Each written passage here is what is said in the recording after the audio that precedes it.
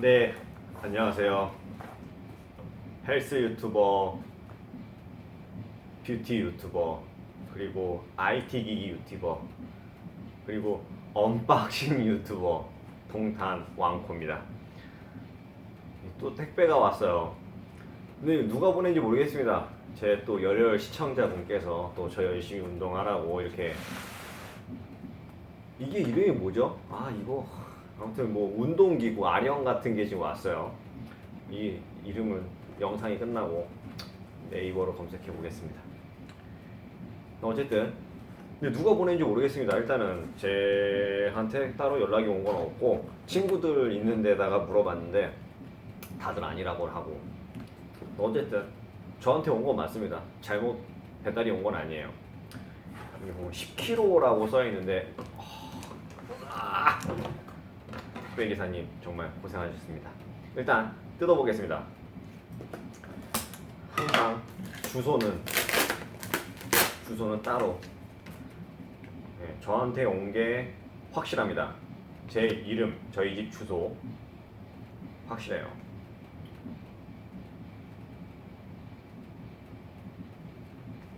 누가 보낸지 모르겠습니다.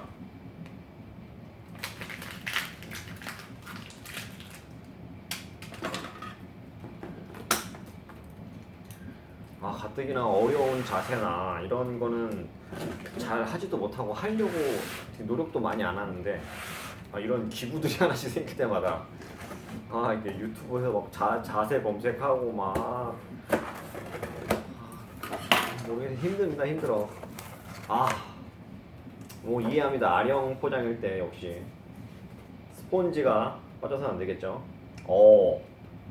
마치 미키마우스의 얼굴같이. 엄청 무거워. 와.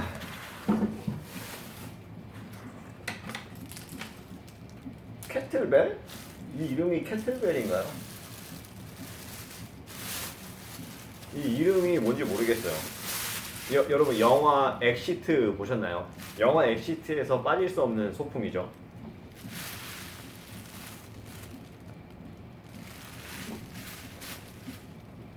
와, 이거 어떻게 하는 거야? 네, 아무튼 감사합니다. 누가 보낸지는 모르겠지만 잘 쓸게요. 이거는 이제 내일이나 내일 모레부터 제가 검색을 해서 어떻게 쉬운 거부터 일단 해보겠습니다. 오늘은 일단은 안 하는 걸로. 뭐 영화에서 보니까 이렇게 가랑이 사이서부터 이렇게 올리는 거 그런 거 하던데. 일단 언박싱 이 정도 하고 운동하겠습니다.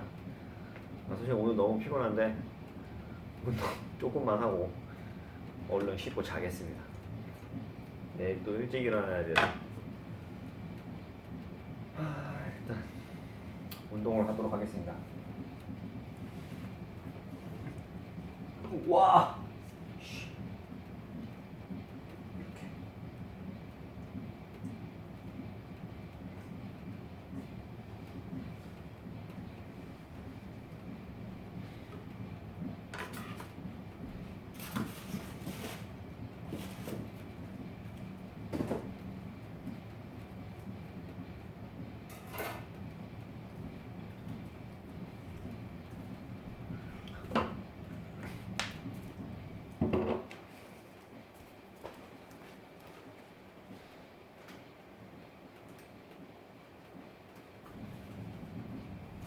No pointless delay.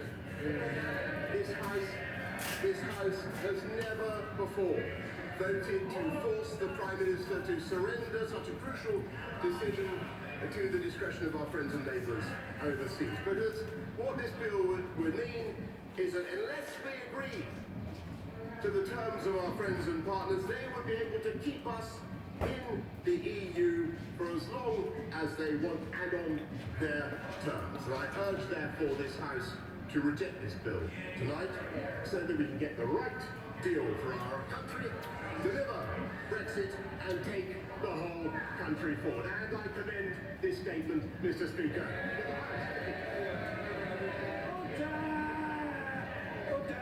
Order, for the avoidance of doubt, there is no vote on a bill tonight. There is a vote on a motion. And if that motion is successful, there would be a bill tomorrow. Order, I say this simply because the intelligibility of our proceedings to those observing them is important, and I'm sure everybody on all sides of the House would recognise that fundamental truth. The Leader of the Opposition, Jeremy Corbyn! Thank you, Mr. Speaker, and I thank the Prime Minister for an advance copy of his statement. And I join with him in recognising the great human suffering of World War II, the great human bravery that took place during that war, in that awful conflict which began 80 years ago, but was essential in defeating the disgusting ideology of the Nazis and fascism at that time. Mr. Speaker, the Prime Minister met EU leaders over the summer and the EU Council President Tusk at the G7. After these meetings, the Prime Minister struck an optimistic note, saying the chances of a deal were, in his words, improving. His optimism was not shared by those who've been at the same meetings. The Prime Minister may claim progress is being made, but EU leaders report that the government has so far failed to present any new proposals. Can the Prime Minister clear this up? Can he tell us if the UK has put forward any new proposal in relation to the backstop?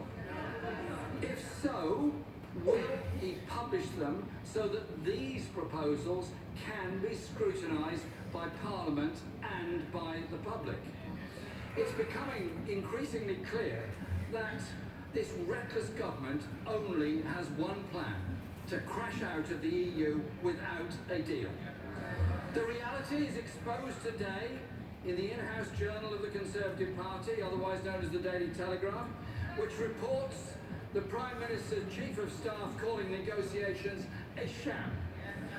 Reports that the strategy is to, quote, run down the clock, and that the proposal to alter the backstop is a complete fantasy.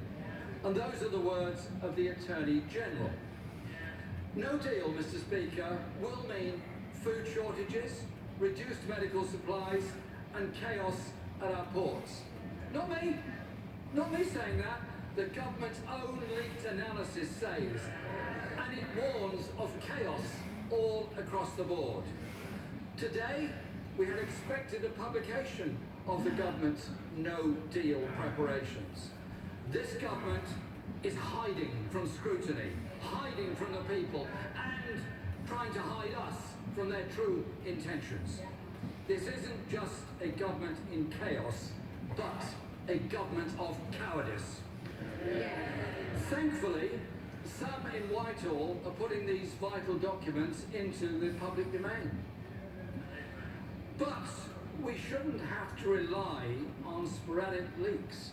So will the Prime Minister set out today when these documents will be published so that the people and Parliament can scrutinise and debate them? Many on the benches opposite would relish a no deal. They see it as an opportunity to open up Britain to a one-sided trade deal which puts us at the mercy of Donald Trump and the United States corporations. That will increase the wealth of a few at the expense of the many. When it comes to the crunch, Mr. Speaker, too many on the government benches who once opposed a no-deal outcome are now putting their own careers before the good of the people of this country. Just look at all those Tory leadership candidates who said it would be wrong to suspend Parliament in order to make no deal a reality, or more likely, but sit passively as their principles of just a few short weeks ago are cast aside. I don't know what they were doing over their summer holidays, but something changed. And it gets worse. Not only have they all stood by while the Prime Minister launches his latest attack on democracy, some have repeatedly refused to rule out the possibility that the government could ignore any law passed by Parliament which was attempting to stop a no-deal Brexit. So will the Prime Minister, when he responds in a moment, take the opportunity to assure the country that his government will abide by any legislation passed this week by this Parliament? The attack on our democracy in order to force through a disastrous no-deal Brexit is unprecedented, anti-democratic and unconstitutional. Labour will do all we can to protect our industry, protect our democracy, protect our people against this dangerous and reckless government. I condemn the rhetoric the Prime Minister used when he talked about a surrender bill.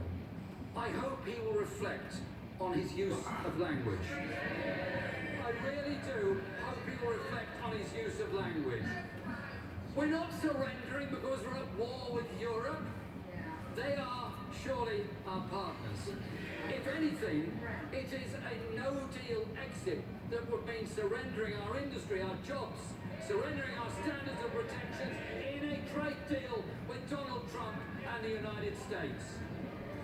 Mr. Speaker, the UK should be using its position in the G7 to promote policies to tackle the climate emergency. The climate emergency is real, but instead of standing up to President Trump to save his blushes this time, it was in fact agreed there would be no joint communique on this at the G7. This is not leadership, this is fiddling while the Amazon burns.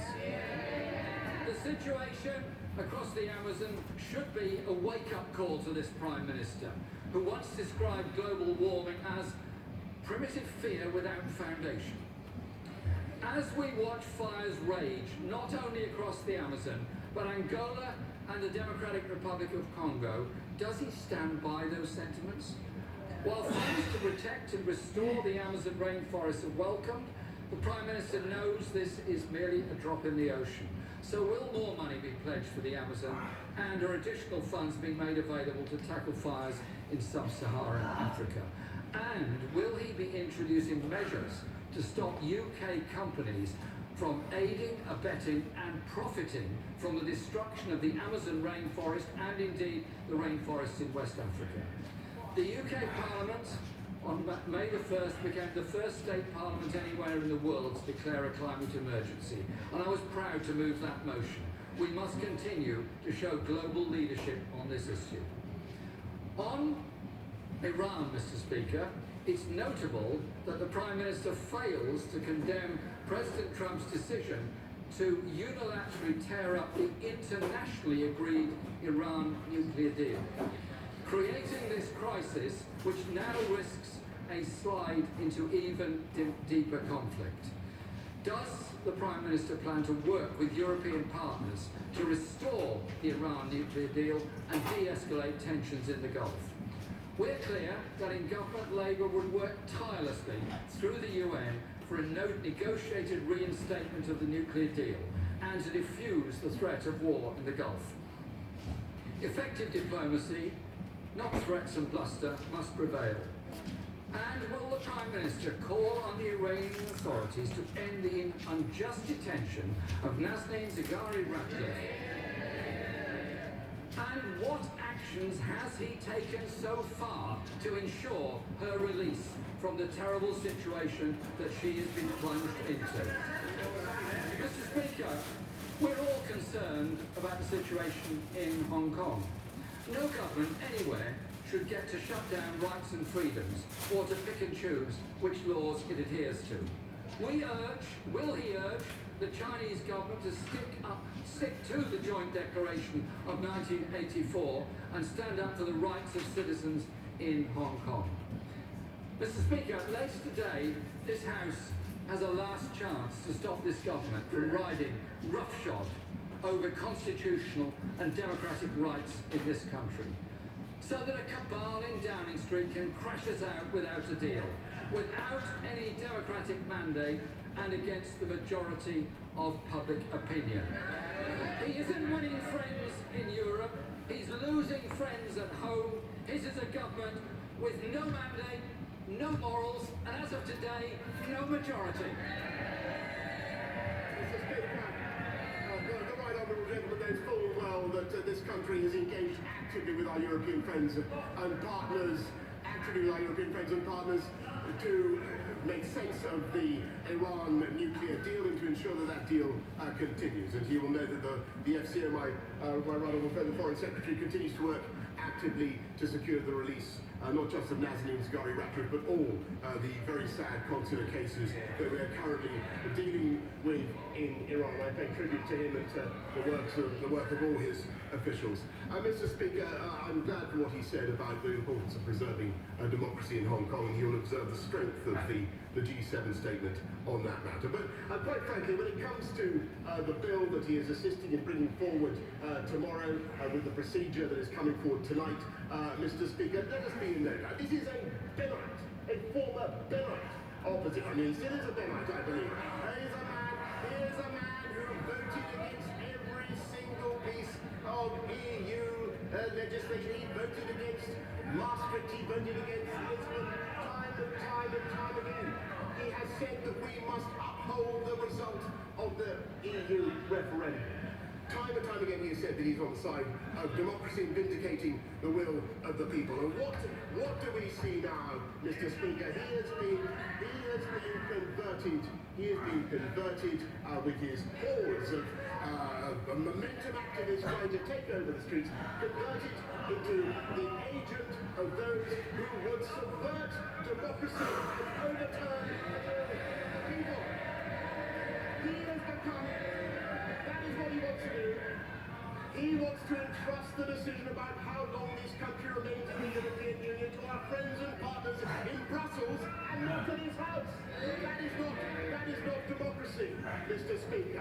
I'm afraid that the right honourable gentleman opposite, inadvertently or not, has become the agent of further delay, further confusion, further uncertainty for business in this country and abroad. That is what he is prescribing, that is what he stands for, that is the result of his policy, and I urge everybody on all sides of the House not to support this approach. Let us go forward and not back with the honourable member opposite.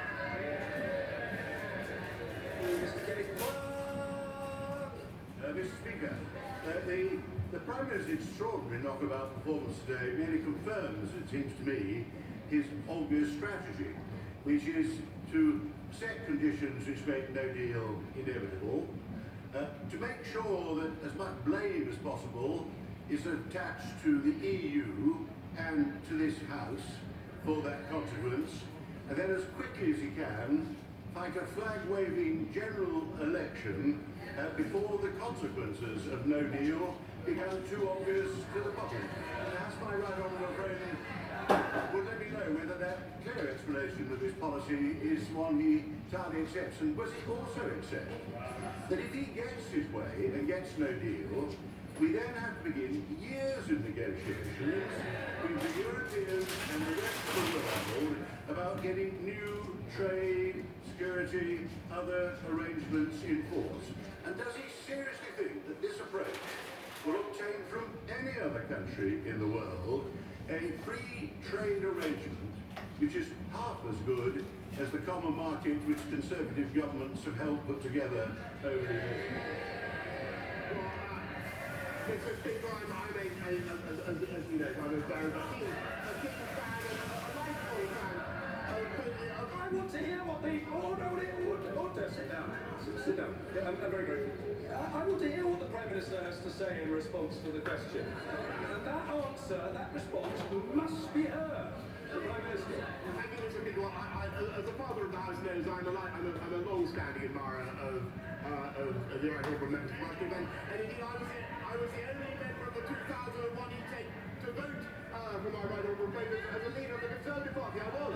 A fact that I don't think he much thanked me for it at the time, was it? But I've long been a fan of his, and indeed in many ways we are ad item in our views. And I agree with him, Mr. Speaker. I don't want an election. We don't want an election. I don't think he wants anyway, as far as I can make it out. And we don't want it. We want to get the deal done.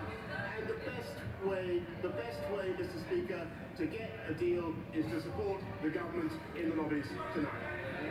Ian Blackford! Thank you, Mr. Speaker. Can I thank the Prime Minister for advance citing his statement? My goodness, this is the second time the Prime Minister's been at the dispatch box. This must be the shortest lived honeymoon in parliamentary history. You simply have to look around the benches. He may say he doesn't want an election. His colleagues certainly don't want one. We'll let him into a secret. We do. Yes, we want the people of Scotland to be able to have their say on this shambolic government. The Leader of the House talks about the strategy of the Prime Minister, and I have to say to him respectfully, when we hear use of the word collaborators, when we hear the use of the word surrender, the Prime Minister really should have some dignity and show some respect to the office that he temporarily holds. And of course, I think one of the most remarkable things that took place during the statement was to see the member for Bracknell cross the floor. Prime Minister, you've lost your majority. Mr. Speaker, over the weekend, we saw commemorations across the world to mark the 80th anniversary of the Second World War, when brave citizens came together and stood together against tyranny. My thoughts and those of my party and with those who suffered, the veterans and their families. We should also recognise that the European Union is the legacy of two world wars that have ripped Europe apart. The European Union has been an important vehicle for peace and stability in Europe. Turning to the G7 summit, Mr. Speaker, I wish to express my shared concern at the unrest in Hong Kong. I also associate myself with the actions on climate change and protecting the Amazon rainforest. But Mr. Speaker, I do take issue with President Trump's comments in relation to Russia. It is not acceptable to condone Russia's military and cyber aggression